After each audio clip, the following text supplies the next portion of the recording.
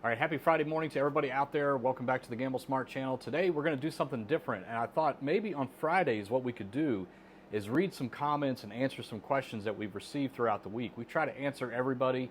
We certainly read everything, but sometimes we just can't get to an answer. So hey, we'll start doing these on Fridays if you guys like that. So let's get into it now.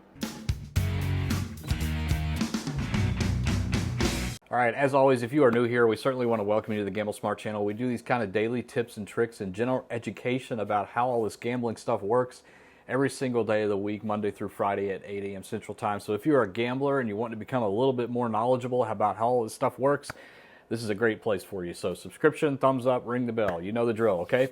So let's get into some questions and comments. First one, I've been playing slots for over 30 years. I have never hit a big jackpot. If it's so random, why do so few people actually win?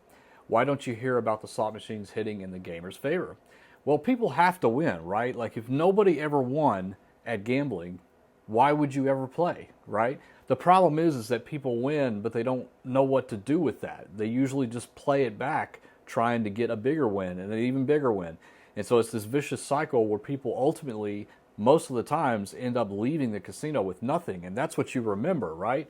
So even if you've been playing for a very long time, this gentleman has been playing for over 30 years, he's never hit a jackpot or whatever, that's to be expected sometimes. I mean, you can go through your entire life of gambling and never hit a progressive on a machine. And then you can have somebody that is brand new to gambling, walks up to the machine, and the first 10 spins hits a progressive. It can happen. That's what randomness is. You don't know what the next outcome's going to be. So you can go a long time without getting any wins, but to say that nobody ever wins and you never hear about anybody winning, I gotta say that's false, because people do win. It's just what they do after that that seems to be the problem, right? All right, let's get into the next comment. Indian casinos do not have gaming commissions. That is not true.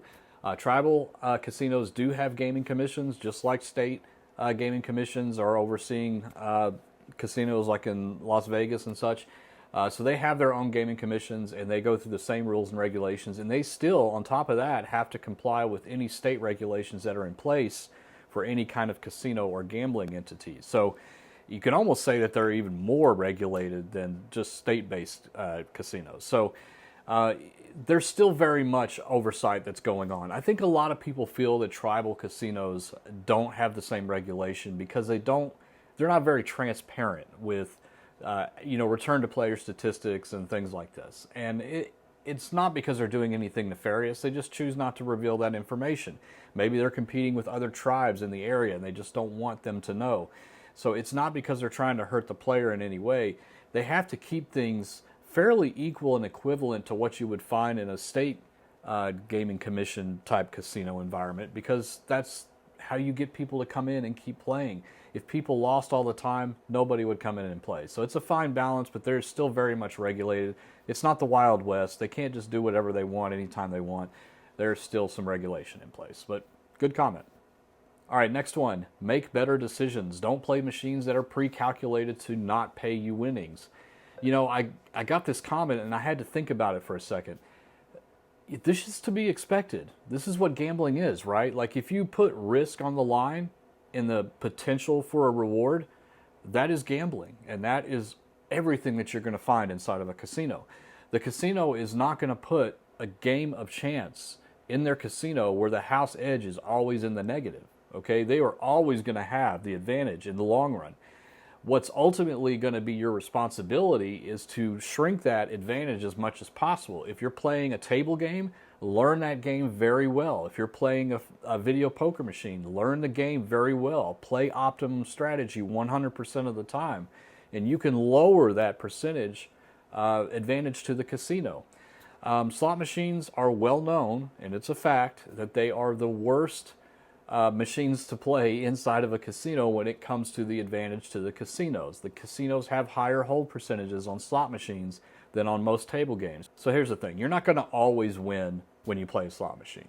But if you do, make sure that you're doing something with those winnings. Okay, this is going to be a thread that you're going to hear a lot on these questions and comments today is, you know, when people say that they lose all the time or they witness people losing and nobody's ever winning and the casino goes quiet and all that, it's mostly because people are winning, but they've completely ruled that out. Like they're so focused on not getting what they are looking for. They're looking for a bonus round, or they're looking for a big monster hit or a progressive or something like that. And so they completely ignore those small wins, but those can add up, especially if you're paying attention. So just remember that all the games inside of the casino are against you in the long run. But you can have those small victories in the short term, and it's what you do with those that's important. All right, next question. All right, this one kind of made me smile a little bit. So let me explain something to you. All right, I'm listening. I'm listening. I'm not a smart person. I'm not a genius, and I definitely am not a brain surgeon. You cannot win. End of story. Let me explain how slot machines work. The sucker walks into the casino. The sucker sits down on the slot machine. The sucker puts the money in the slot machine. The sucker loses the money. The sucker walks out of the casino. Also, one more thing. If you could win, the casinos could not be open. So here's the thing with this one, and this one cracks me up because part of it's kind of true. And I think if you're not educated about the games that you're playing, then maybe you are a sucker. I don't know. I'm not going to call you that, but if you don't know what's going on and you don't have a budget and you don't know when to quit and you don't bring things like cash boxes and you just keep always playing the slot machine down to zero, then yeah, maybe you are a sucker because you're not really paying attention and doing the things that you should be doing when you do go and gamble, okay? So my advice here is that, again, remember, casinos have the ultimate win over any kind of gambling device, okay? If you play it long enough, you're going to lose because the house edge is always there. But in the short term, you can have victories like we just talked about. And so if you do that and you recognize the victory and you walk off with some of your money and you put these things and measures in place that we talk about on this channel exhaustingly, then you are not a sucker anymore. You are a smart gambler. If you're going to gamble, educate yourself, put these things in place, and you can walk out of there with more of their money instead of just always assuming that you're going to lose everything every single time you go to the casino. Because if you have that mentality and you don't put stuff in place, that's what's going to happen. I can't really say anything else. All right, next question. All right, this one kind of made me think a little bit. It says, my reality is the total opposite of everything that you've said. I've won thousands. These machines are rigged. I have hundreds of screenshots proving it too. High volatility is the way to win. Back to that in a second. Tip, if you aren't in profit after 30 spins, come off of it because it's not paying. Also, I've literally waited for people to empty their wallets into a machine, then waited for a while, then went on and won the jackpot. So again, completely opposite of what you've said.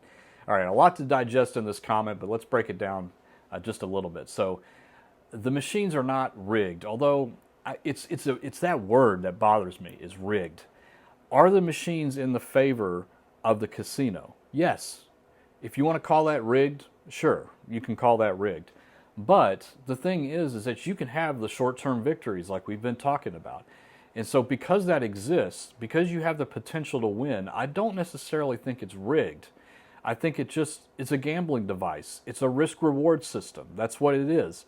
And so if you accept it and you play it knowing that, then I think you can call it not a rigged machine, if that makes sense. That's how I see it anyway. His comment about high volatility is the way to win. That's partially true because high volatility is high risk, high reward, okay? If you can commit to just a certain number of spins on a high volatility game and you either hit it or you don't, then that might be a good strategy to do. The problem with high volatility, and this is what we talk about a lot on this channel, is that it can take a large bankroll to be able to get to that potential big win. And that's what high volatility does. That's how it works. It's the higher risk, higher reward. If you're that kind of player, if you like playing that stuff where you don't care how much money or how many spins it's going to take, you're going to get that bonus round or you're going to pop that progressive, like those must-hit buys and stuff. If that's the way you play, go for it. Okay? Just go for it. But again, if you're thinking about playing smart, you're wanting to make your money last as long as possible because more coin in generates more comps, more entertainment, you get to play longer, those kind of things. That's our bag. That's what we focus on because we think ultimately that is the better choice. But if you're a risky player, play the high volatility games because honestly, he's partially right. If you walk up to a high volatility game and you get the 3 buzzsaws on huff and more puff, and you get those within the first couple spins, yes, you're going to walk away a winner if you quit after that bonus round. But if you've played those games long enough, you know that it could come in the 100th spin or the 200th spin.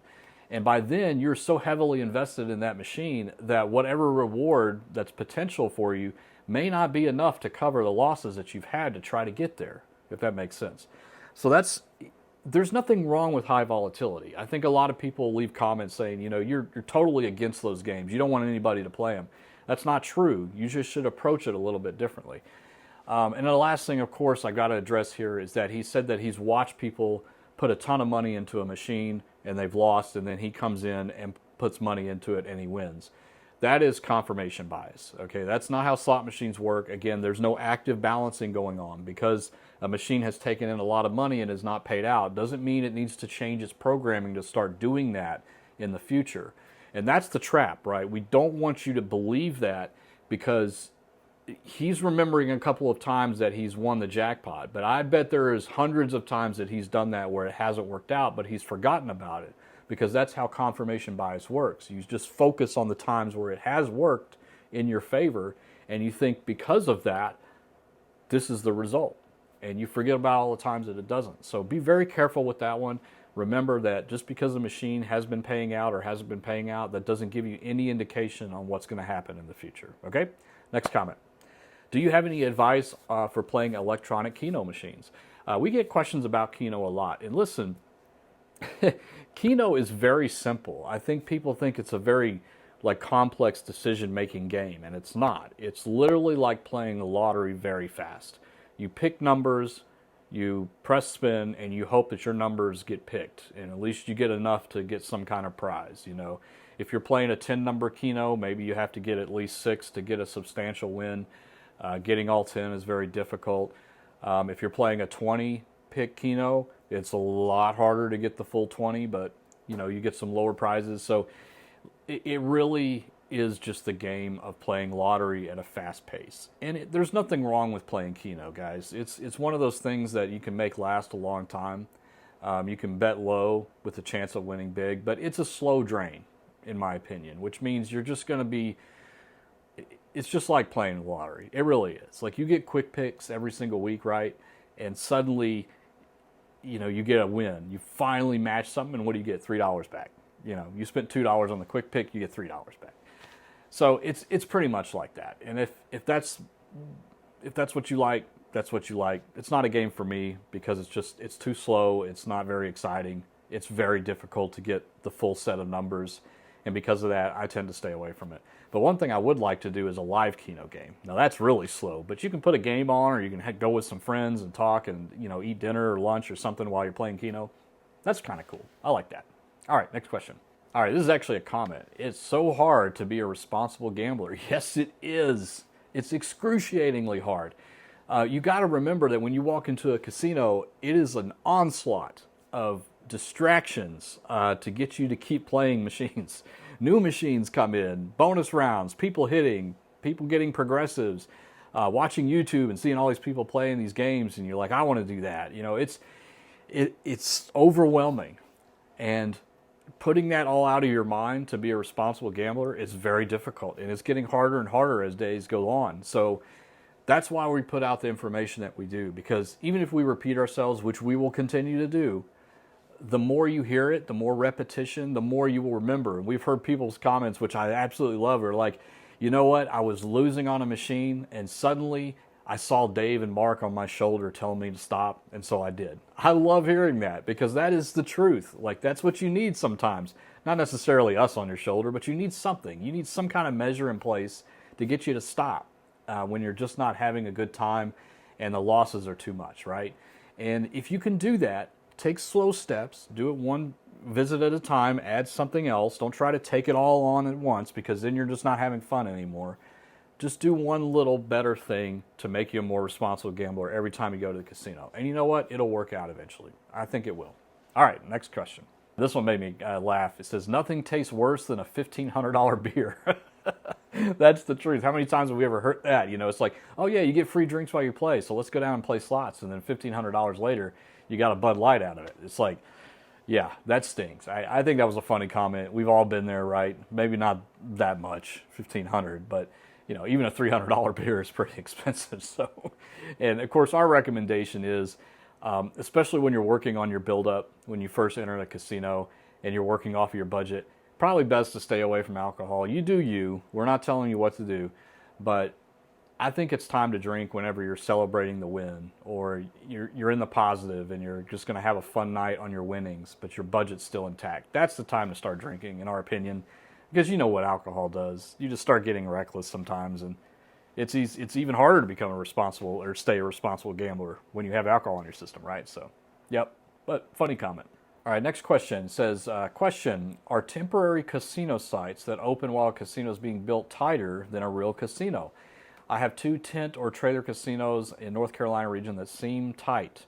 Or could it just be worse RTPs than Vegas and bigger casino cities? Well, I mean, we don't know for sure, but the one thing that you got to clear out of your mind that a lot of people feel is a thing is that they're trying to get money to build the casino. So what they're going to do is put a pop-up casino in place, set the odds really low so they can get as much money out of the suckers as they can so they can build their casino.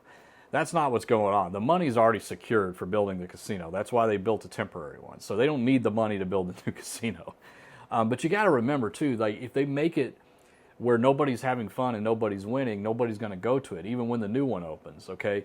So the feeling of tightness and the feeling of, a casino not having machines that are paying off is just that. It's a feeling. It's not because it's set that way. I would say pay attention to the type of game that you're playing. Make sure it's something that is not high in volatility, because those can feel tight all the time. A lot of people will come out of a casino saying, I hate Aria. It's a terrible casino. I never win there. I never win. It's always tight. And I ask them what they're playing. It's like, well, I was playing piggy banking. It's like, no, you can't play that game. That's not a good representation. Of course it felt tight because that game is built that way, right? It's a high volatility game. So, yeah, they're not purposely making things very low. And remember, there's still state minimums in place, and most of those are around 80%. So, there's nothing they can really do to get crazy there and try to take your money. I mean, it makes logical sense, right? You can follow that pattern, that business logic. We want to build a new casino, so let's open a temporary one and get as much money out of people as we can so we can build a better casino. No, they don't. It's already been decided. So, but good question and good comment. I appreciate it. All right, last question for this Friday is, most importantly, casinos don't program the machines. The state commission does. The casino doesn't have the ability to. So close, but let me expand just a little bit. So what the state commission does is they set the limits on the low and high end. Okay, mostly the low. Some states have a high. But basically, the state commission says you cannot have any games that pay lower than 80%. Okay, in the state of Nevada, it's 75%. Every state's a little bit different. So what that means is that any slot machine that is shipped to that state, or jurisdiction as they call it in the industry, has to have chips inside of it that will not allow the payback percentage to be set any lower. The casino does set the payback percentage that they want on that game in that particular denomination, but it's not a Wild West. It's not a big slider where they can just slide it from 80.23 to 81.67. There's only about 3 to 10 options that they can pick from, okay, from ranging on the low end to the high end. And that's because that's what the manufacturers produce. When they produce the game, they come up with these payback percentages based on the mathematical probability distribution that they've built into that game. And so that's what the casino is picking from. And again, just to squash any rumors again, basically what 99% of the casinos do out there is that as soon as the casino game is put on the floor, the gaming commission is there to witness the setup and the initial boot of the machine. When they do that, they set the payback percentages and then it just sits there, okay? Because they don't really need to make any changes. It's just not really necessary. They're going to make money as soon as that machine's turned on and there's a chair put in front of it. They're going to make money as long as people keep playing it. All right, guys. Those are questions and comments for this week. We're going to keep doing this if you guys like it, so let me know in the comments if you like a Friday to be comment and question day, and we'll see what happens there. But as always, be very safe out there this weekend. Put some of those measures in place that we talked about today. and do a little bit better this weekend when you go to the casino. Walk out with more of that cash, right? All right, gamble smart, gamble safe. We will see you next week. Take care, guys. Bye-bye.